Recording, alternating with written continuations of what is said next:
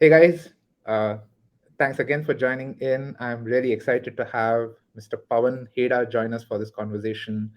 Pavan is the VP of Supply Chain Strategic Projects and Transformational Projects at Johnson& Johnson. Pavan, thanks again for being a part of this conversation, and I look forward to our deeper conversation on 3rd February at the LatentView Roundtable. Uh, I want a couple of My pleasure. yeah.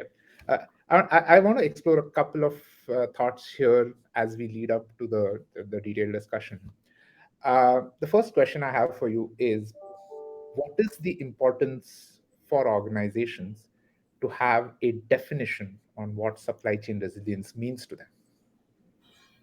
Yeah, I mean, look, first thing I say is if you don't know what you're measuring or not define fully what you're measuring, you won't get the right answer. So you have to know what you're going after. It's just sort of the basic fundamental principle of anything that Mm, you want to measure. You need to define first.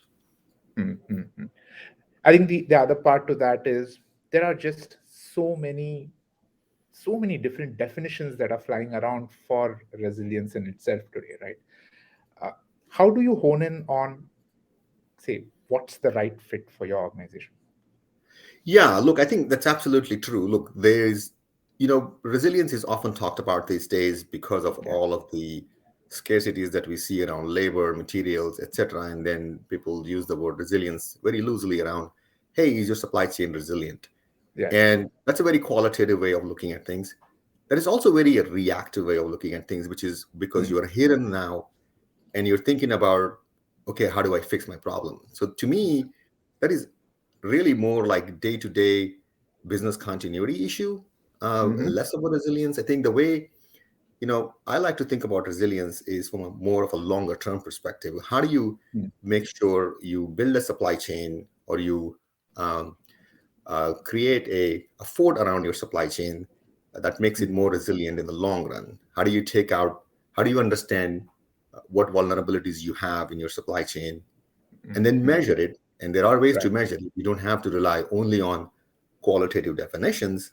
right. And then once you know that you can measure something, and then you can go after and see how do you now take care of business.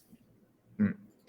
I like the fact that you're thinking about it as a longer term view about building a supply chain that remains insulated to any kind of challenges of the future as well. I think the second part of it, and you touched upon it, but maybe expand on it a bit more, is the importance of having resilience as a measurable definition. What is your thought on that? Yeah, look, I think what happens often is if you do not have something measurable, you don't know whether you are becoming resilient or not, right? So you have to set a baseline. Okay, this Mm, is mm, what my baseline is. These are my vulnerabilities. And how do you know that you become more resilient or not?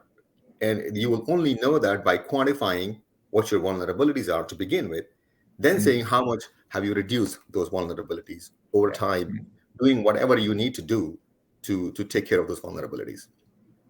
I am so excited to learn more about this as we drill into this topic much more deeper on 3rd Feb at the LatentView Roundtable.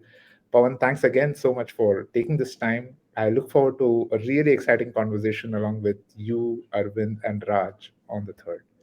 I'm looking forward to it as well. That's when I will reveal the definition.